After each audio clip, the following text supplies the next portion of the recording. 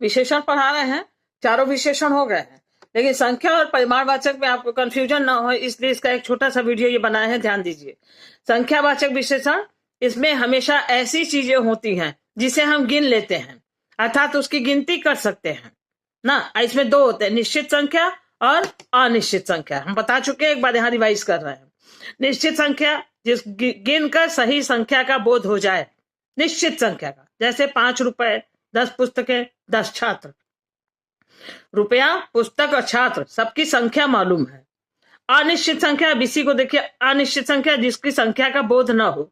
गिनने की चीज गिन तो सकते हैं लेकिन संख्या मालूम नहीं है, जैसे या इसकी जगह कुछ रुपए, कुछ पुस्तकें और बहुत छात्र।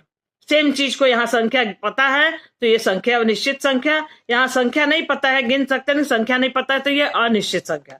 इसी तरह से परिमाणवाचक में नाप तोल की चीजें होंगी, हमेशा ये ध्यान रखना है कि नाप तोल की चीज होगी जिसको हम गिन नहीं सकेंगे, तौलेंगे, नापेंगे। जैसे 2 मीटर, 3 लीटर दूध, 3 किलो, ये तो निश्चित है, निश्चित परिमाण है। मीटर 2 है, दूध 3 लीटर है और किलो 3 है, ये संख्या मालूम है ना। उसी तरह से 2 किलो, 2 मीटर, ये सब क्या है, संख्या मालूम है। अनिश्चित में थोड़ा दूध, कुछ शक्कर, कुछ मीटर, नापतोल की चीज है लेकिन संख्या मालूम नहीं है। थोड़ा, कुछ, अमित कुछ है, यहाँ भी कुछ, तो ये सब चीज नापने तोलने की है लेकिन यहाँ संख्या मालूम नहीं है कितना है, तो अनिश्चित परिमाण।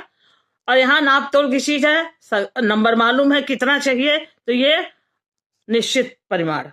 तो दोनों में यही बात ध्यान देना है, जब गिन सकते हैं तो संख्यावाचक, नहीं गिन सकते हैं तो परिमाणवाचक।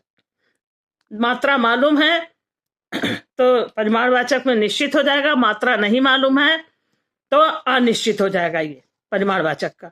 इसी तरह से संख्या में गिनती मालूम है तो संख्यावाचक, गिनती नहीं मालूम है तो अनिश्चित संख्यावाचक।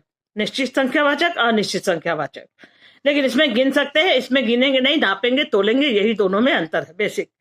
अब अच्छे से याद हो गया होगा, समझ में आ गया होगा। आप लोग समझ में आए तो लाइक और सब्सक्राइब कर दीजिए जिससे और लोग भी देख सके, समझ सके।